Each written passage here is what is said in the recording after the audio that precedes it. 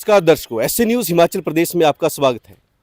हम हैं इस वक्त हिमाचल प्रदेश के जिला कांगड़ा के बैजनाथ में और यहाँ हम देख रहे हैं कि कुछ जो संत रामपाल जी महाराज जी के श्रद्धालु हैं, संत रामपाल जी महाराज जी के पोस्टर लगे बैनर को लेकर के प्रचार कर रहे हैं और हम इनसे अब बातचीत करेंगे किस तरह का प्रचार कर रहे हैं। मैं काफ़ी दिनों से देख रहा हूँ कि आए दिन हमें ये गली चौराहों में लोगों से बातचीत करते हुए इस तरह के ये पोस्टर बांटते हुए चिपकाते हुए दिख रहे हैं। आजकल बड़ी ज़ोरों शोरों से इनका ये प्रचार प्रसार चल रहा है। इनसे बातचीत करते हैं और जानने की कोशिश करते हैं कि ये किस प्रचार और किस तरह की मुहिम को ये समाज तक ले जाना चाहते हैं। आप सभी का स्वागत है हमारे एसए न्यूज़ चैनल में और आप सभी को नमस्कार। हम आपसे जानना चाहेंगे कि ये जो आपका प्रचार प्रसार चल रहा है इसका मकसद क्या है। नमस्कार बहन जी, ये जो बैनर लेकर के आप प्रचार प्रसार कर रहे हैं हमारे दर्शकों को बताइए कि किस तरह का प्रचार प्रसार हो रहा है। सर, ये हमारे गुरुदेव जी द्वारा 3 दिवसीय महाधार्मिक अनुष्ठान किया जा रहा है, जिसके तहत अखंड पाठ, विशाल भंडारा व 3 दिवसीय गरीबदास जी महाराज जी का अखंड पाठ है। इसके तहत रक्तदान शिविर और दहेज मुक्त विवाह आदि अनेक जो कार्य हैं परमात्मा द्वारा किए जा रहे हैं वो सब इसमें सम्मिलित हैं जी। तो जैसा कि यहाँ पोस्टर में लिखा है कि ये विश्व शांति के लिए धार्मिक अनुष्ठान किया जा रहा है, 3 दिवसीय महानुष्ठान।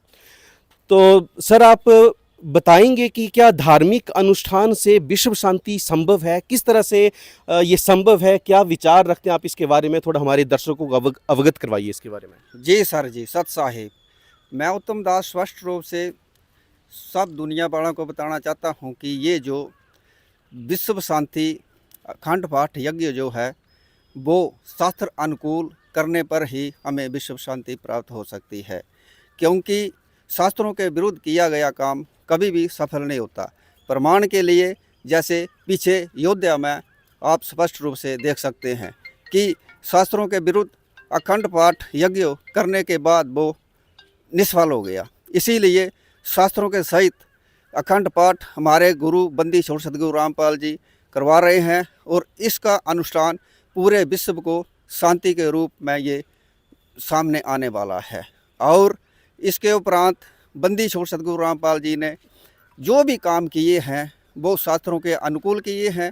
इसको चाहे तो दुनिया वाले, पढ़ी लिखी दुनिया है, चेक कर सकते हैं और प्रमाण के लिए शास्त्रों को देख सकते हैं। जब आप शास्त्रों की बात करते हैं तो यहाँ किन शास्त्रों के आधार पर ये धर्मयज्ञ हो रहे हैं और किस शास्त्रों को प्रमाणित माने जनता, थोड़ा सा इसके बारे में बताइए। कौन से शास्त्र प्रमाणित होते हैं? सर्वप्रथम तो हमारे हिंदू धर्म में 4 वेद माने गए हैं और चारों वेदों में लिखा हुआ है और इसके उपरांत श्रीमद् भागवत गीता में स्पष्ट रूप से कहा गया है कि अध्याय नंबर 16 के श्लोक नंबर 33 में कि शास्त्रों के विरुद्ध किया गया काम कभी भी सफल नहीं होता।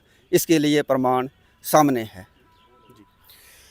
सर हम और जानना चाहते हैं, अब सोशल मीडिया में आए दिन हम देखते हैं कि महीने 2 महीने के बाद इस तरह के धार्मिक अनुष्ठान सतलोक आश्रम में होते रहते हैं और हम संत रामपाल जी महाराज जी के अनुयायियों को ऐसे प्रचार करते हुए अक्सर देखते हैं।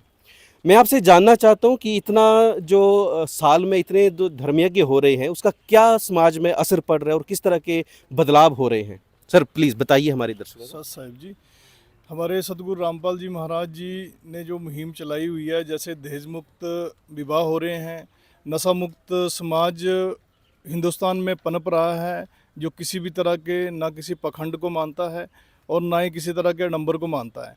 तो ये सारे का सारा जो हमारे सदगुरु रामपाल जी महाराज जी ने जो ज्ञान दिया हुआ है, तत्व ज्ञान दिया हुआ है, वो सारी की सारी चीज़ें उस पर खरी उतरती हैं।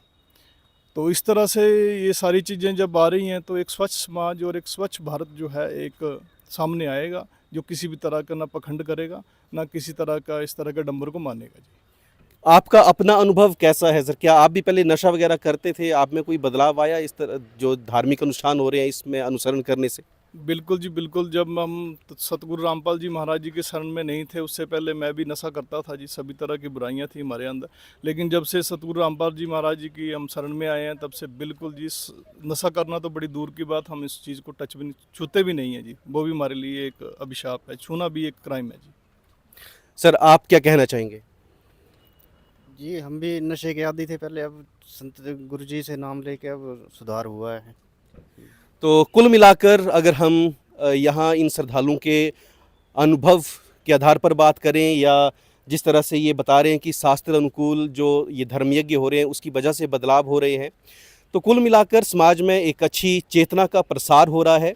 आप सभी दर्शकों से भी निवेदन है कि थोड़ा सा संत रामपाल जी महाराज जी के बारे में और जानें, और इस मुहिम के साथ हम सभी को जुड़ना चाहिए। हमें सभी को एक स्वच्छ समाज की ज़रूरत है, और स्वच्छ समाज के निर्माण में हम सभी को आगे बढ़कर सहयोग करना चाहिए। हमारी इस रिपोर्ट को पूरा देखने के लिए आप सभी का बहुत बहुत धन्यवाद। इसी तरह से जुड़े रहिए ऐसे न्यूज़ हिमाचल प्रदेश के साथ। धन्यवाद।